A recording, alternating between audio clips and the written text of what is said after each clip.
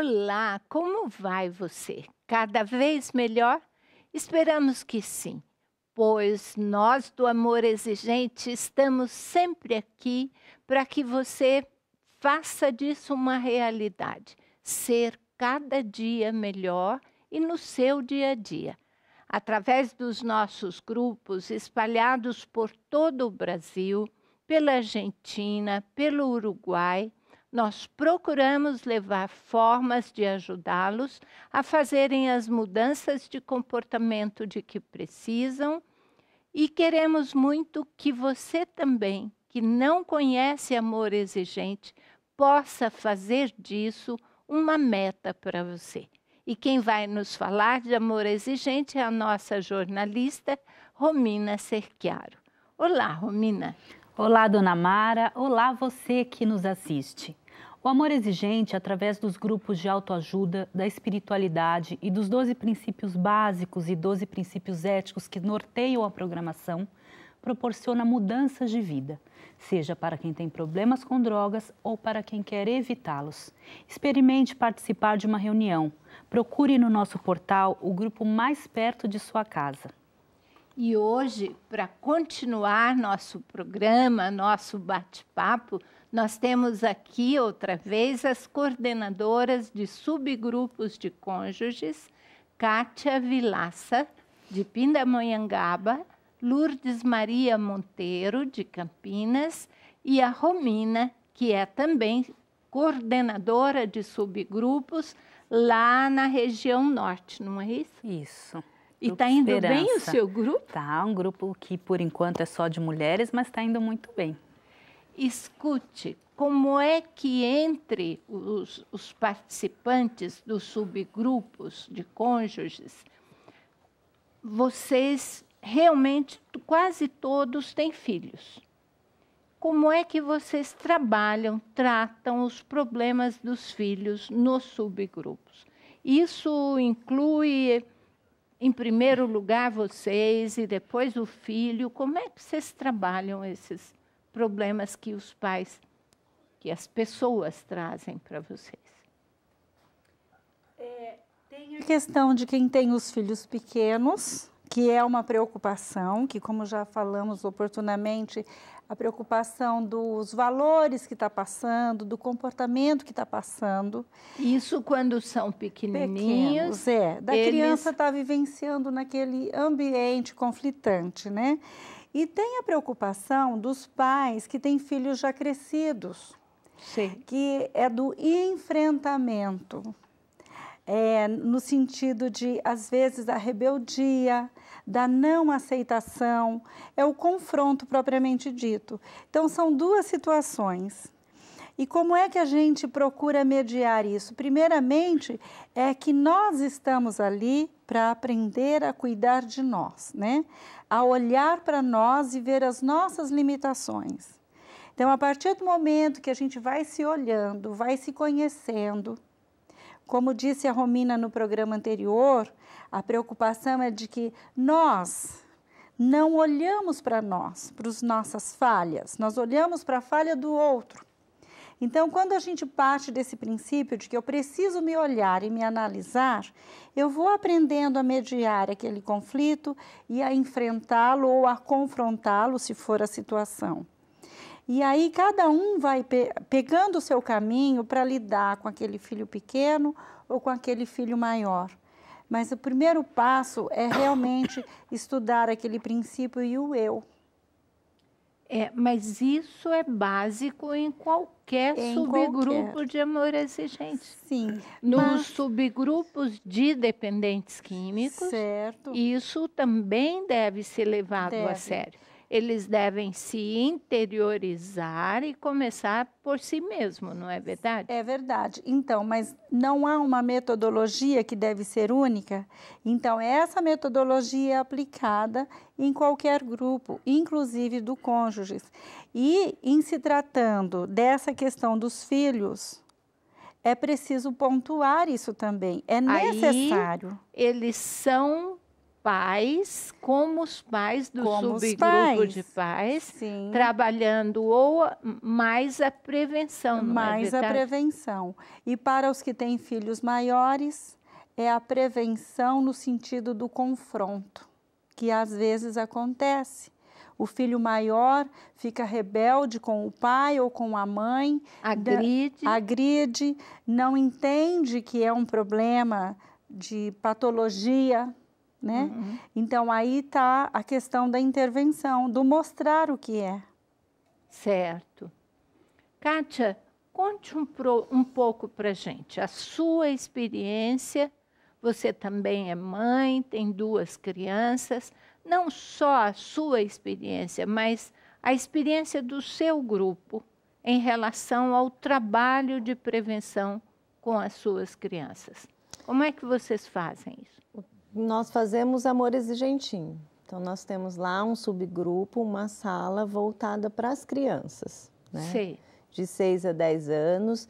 Inclusive, meu filho participa, então é assim que nós estamos trabalhando com as crianças, trabalhando os princípios, trabalhando valores, cuidando dessas questões que muitas vezes num grupo familiar que está em conflito, que está todo mundo doente, acaba também atingindo as crianças. Né? Então, no subgrupo de cônjuges, a gente acaba sugerindo às mães para levarem as crianças, para estarem no subgrupo de Amor Exigentinho. Mas a atitude da mãe é muito importante em relação ao filho. Sim. E ali a mãe também é instruída, como a Lourdes Maria falou, para que ela faça amor exigente como manda o figurino ali para o filho. Porque a partir do momento que eu consigo fazer mudanças no meu comportamento, né, reforçando mais uma vez, a partir do momento que eu estou vivenciando o programa, vivenciando os princípios, eu consigo fazer mudança em todos os setores da minha vida. Então, principalmente com a prevenção com os meus filhos pequenos, né? Eu tenho 2 crianças, então eu levo o trabalho, os princípios de amor exigente para eles também. E aí você está trabalhando a sua codependência, fica mais fácil, não é? Sim. Ô, Romina, e lá na região norte, como é que vocês trabalham o relacionamento dos cônjuges de dependentes com os filhos deles? Então, na verdade, nós temos situações na sala de pessoas que têm filhos que já são dependentes, inclusive. Então, essas pessoas têm que ficar ali se dividindo. Um dia eu vou para o grupo de cônjuge, que tem uma questão mais forte para eu tratar. Outro dia ela vai para o grupo de pais, porque precisa falar um pouco a respeito do problema com o filho. Mas falando também dessa questão da prevenção, é aí que eu vejo a grandiosidade do programa, né? Porque no meu caso, a minha criança tem 13 anos, ela é uma adolescente, então eu vejo a pura prevenção. Então, além de eu estar no grupo trabalhando a minha codependência, eu entendo cada princípio como uma forma de modificar o meu comportamento em relação a ela nesse momento. Porque enquanto ela era criança, como eu não conhecia amor exigente, o meu comportamento com ela era totalmente permissivo. Só que hoje, com amor exigente, na adolescência, eu tenho a oportunidade de fazer diferente a partir dessa vivência aí com os subgrupos de cônjuges. Bom, nós sabemos que os filhos, especialmente, especialmente as filhas de dependentes químicos, elas aprendem a lidar com a família num padrão meio disfuncional. E elas tendem a procurar ou se relacionarem com homens que têm esses mesmos problemas. Vocês alertam nos subgrupos de cônjuges, as famílias, as mães, sobre isso? Como vocês trabalham para que a gente consiga cortar esse paradigma, não ter isso entre os filhos de dependentes químicos? O que vocês fazem em relação a essa questão? A gente faz uma abordagem parecida com o que a senhora está falando aqui, né? De que isso é pesquisa, é resultado de pesquisa, portanto, não é um boato. É né? verdade. É um fato. Então, a gente procura, sempre que oportuno, mencionar isso a título de alerta, de um preste atenção. E eu diria até que mais do que filhos, né? As mulheres ou os maridos, enfim, mulheres e homens, muitas vezes repetem um relacionamento assim. A gente eu sabe. posso falar isso porque comigo aconteceu assim, né? Eu tive um casamento disfuncional, cujo problema era o álcool, me separei e anos depois tenho um outro relacionamento complicado, hoje não mais, graças à experiência do amor exigente.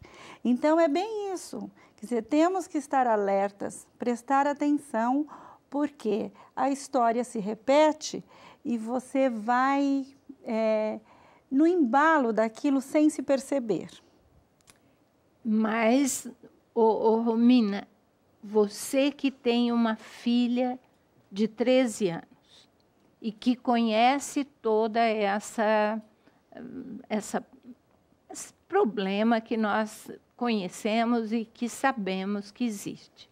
Como é que você trata isso, tanto na sua vida particular, quanto nos subgrupos de cônjuges? Em relação a ela, a senhora diz? Em relação a ela e em relação às famílias que têm adolescentes e que nós acabamos de colocar aqui, a Lourdes estava reafirmando e dizendo especialmente dela própria, dando o exemplo. Né? Eu acredito assim, por exemplo, no caso da família que tem a filha aí no mesmo contexto, então o pai, a gente já vem com aquela questão, com aquele medo, né? Tanto ela tem o exemplo da dependência, ela tem a hereditariedade, ela tem a genética de uma dependência química, como também ela tem o exemplo de uma codependência. Então, quer dizer, ela tem duas questões aí que por isso que eu acredito que essas crianças precisam de um olhar totalmente diferenciado. Mas nos nossos grupos, o que a gente faz é aceitar que é uma realidade, realmente é um fato, né? Então, são muitas as pessoas ali que saem de um relacionamento complicado e entram em outro, mas elas vão, na verdade, é como se fossem subindo degraus, né? Eu continuo nessa relação, mas hoje eu sei de algumas coisas, eu não repito, mas eu acredito que se a gente não fizer isso para sempre, a gente sempre vai estar repetindo os mesmos comportamentos, porque foi a maneira que nós aprendemos a viver na nossa infância. Isso é uma coisa séria, viu? Agora, sabe, isso nós estamos aqui falando sobre o risco de uma pessoa codependente ir buscar tanto a própria pessoa como os filhos de um dependente químico só saberem lidar com coisas disfuncionais e irem buscar parceiros disfuncionais. É o que a Marisa lá de Andradina está nos dizendo na cartinha dela. Ela diz assim: o programa de TV com vocês e convidados está cada vez melhor. Obrigada, Marisa. Obrigada a todos vocês que estão aí nos assistindo sempre. E a nossa ideia é fazer o que a Marisa está dizendo mesmo. São programas que são verdadeiras aulas de como amar melhor nossos entes queridos da forma correta, amorosa e exigente. Olha, é muito bom receber de vocês essas cartinhas e a Marisa está, sobretudo, falando, ela e a Vani, lá de Andradina, do grupo de Andradina, sobre o livro de Paderoldo. É o novo lançamento, a Romina fez um monte de entrevistas e agora tem uma beleza de livro com o Paderoldo aqui na capa, uma só palavra. Olha, é muito importante que vocês conheçam toda a literatura do amor exigente. Nossas revistas, nossos sites, nosso site, nosso Twitter, enfim, acompanhe as coisas que a mídia tem feito muita propaganda e que está sendo muito bom. Agora, eu gostaria muito que você, Kátia, nos dissesse um pouco como é que vocês, codependentes, especialmente esposas, companheiras, podem facilitar as coisas e acabar prejudicando um pouco os parceiros de vocês. Fale um pouquinho disso. Aliás, eu queria que vocês três pensassem nisso e falassem disso para a gente.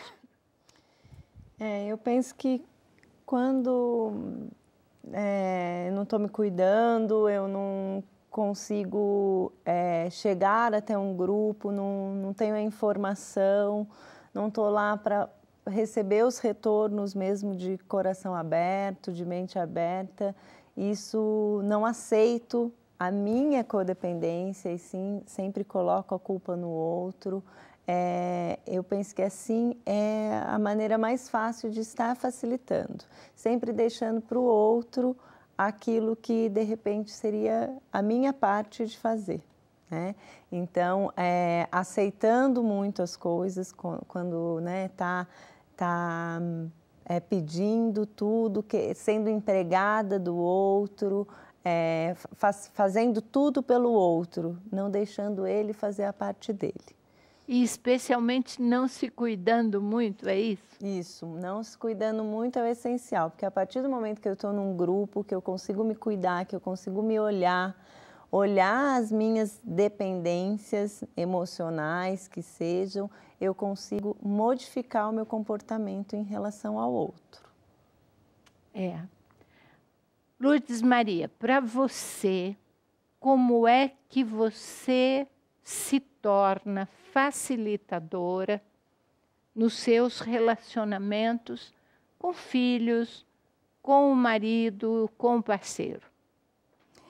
Quando eu ouço algumas incoerências e procuro achar que não é incoerência, porque às vezes é muito cômodo a gente não fazer nada, porque tomar uma atitude, como nós já sabemos, gera crise, dá trabalho. E muitas vezes a gente quer se poupar disso, inconscientemente por causa da nossa codependência. Então, eu tenho que tomar muito cuidado com isso, por ouvir coisas incoerentes e não analisar que aquilo é uma incoerência e que eu não posso aceitar com facilidade. Tanto é uma armadilha, filhos, tanto de filho como do marido, sim. Isso certamente, eu percebo que é uma armadilha para mim. Eu preciso me policiar quanto a isso. Que coisa, não? Que coisa. Vocês não fazem confrontos. Porque às vezes é mais fácil. Mais cômodo. É mais cômodo, dá menos trabalho, porque a gente sabe que toda tomada de atitude gera uma crise. E aí eu vou ter que trabalhar nessa crise, né? Eu vou ter que ver o que é que eu posso extrair dali de bom. E seguramente dá trabalho. E às mas vezes será que isso é só de codependentes ou todas nós temos uma tendênciazinha de não, né? Na verdade, de não confrontar sempre e de concordar para não brigar às vezes? Como é que você vê isso? Eu acho que tem uma questão cultural feminina, sim, mas no caso da codependência é realmente muito exacerbado, né? Eu, por exemplo, vejo que a minha facilitação vem num momento em que eu tenho a necessidade de agradar. Então, eu preciso agradar para ser aceita. Então, os meus limites vão se estendendo de uma maneira que eu acabo me desrespeitando, não me valorizando, isso em relação a qualquer pessoa, né? Então, até com a minha filha, eu me vejo às vezes falando, da próxima vez, aquela coisa de da próxima vez, que não chega nunca, né? Então, assim, porque se eu fizer assim, eu vou agradar um pouquinho mais, né? Então, a necessidade de agradar realmente uma coisa da codependência aí complicada também. Como é, Lourdes, que você poderia ajudar na recuperação do seu dependente? Eu tenho me preocupado bastante com isso, exatamente em absorver os ensinamentos, a dinâmica do grupo de amor exigente. Então, foi para isso que eu fui em busca, embora eu não soubesse naquele momento, né? Mas quando eu fui até o grupo, foi em busca de ajuda. E a melhor maneira que eu posso ajudá-lo e ajudar-me nesse processo de recuperação é sendo seguidora e tendo o entendimento daquilo que o amor exigente prega, passo a passo, mês a mês, semana a semana. Kátia, existe separação entre os parceiros de dependentes químicos nos subgrupos. Quando existe isso? Eles param de frequentar o subgrupo de cônjuges? Isso está certo? Sim, isso está certo, isso acontece, mas acontece quando a pessoa ainda não entendeu o programa, não entendeu que ela foi em busca de ajuda por conta do outro. Mas quando você começa a participar, a ser frequentadora do grupo, você percebe que você está ali por você. Quando você percebe isso, consegue entender que você está ali para mudar o seu comportamento apenas, que você não vai mudar o outro, você permanece. Agora, se não tem esse entendimento, geralmente deixa de frequentar porque era o outro que era o problema. Me separei dele, não preciso mais ir ao grupo. Ô, Romina, no caso do subgrupo lá do norte, da Zona Norte de São Paulo, acontece isso? Qual é a visão de vocês quanto ao... Acabou o meu relacionamento com o dependente, acabou a minha presença no grupo? Acho que aí é que é o momento, talvez, de intensificar a presença no grupo. E né? É no subgrupo de cônjuges ou em outro subgrupo? Eu acredito que para nós sempre é o de cônjuges, porque a nossa codependência é relacionada à questão afetiva com o parceiro.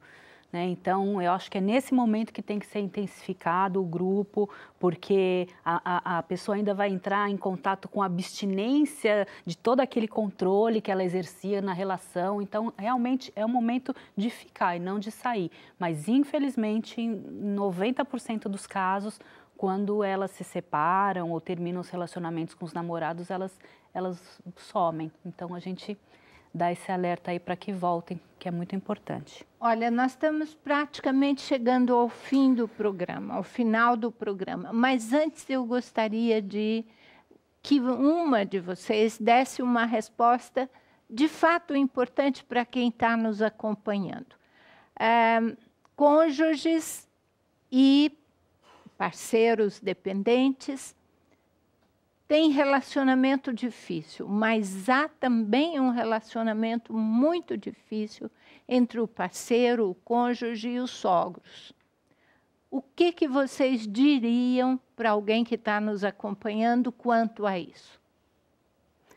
Bom, eu gostaria de dizer para a mãe ou para o pai que olhem essa nora, esse genro, com um olhar de filho e entendam que também ela passou por algumas situações que a levaram a fazer essa escolha e que se ela está persistindo em continuar com o filho é porque ela também tem um motivo, né? Isso eu já falei em algumas palestras e eu sei que muitas mães vieram falar, puxa, depois dessa informação eu pude enxergar a minha nora de uma maneira diferente e não mais ter concorrência ou raiva ou achar que ela causa alguma coisa, mas me aliar a ela para que juntas nós possamos tentar ajudar o meu filho. Então, eu acredito que isso é possível. Chegamos ao final do programa. Olha, gente, é muito importante vocês estarem aqui. E é importante para vocês que estão nos acompanhando continuar conosco, porque nós vamos falar sobre esse assunto ainda. E agora vamos especialmente nos aprofundar nos princípios adaptados para este subgrupo, subgrupos de cônjuges. Esperamos por vocês na próxima semana. E mais uma vez, obrigada a todas vocês. Obrigada. Uma alegria ter tido a oportunidade de estar aqui falando com cônjuges. E lembrem-se, contem conosco. Nós contamos com você também.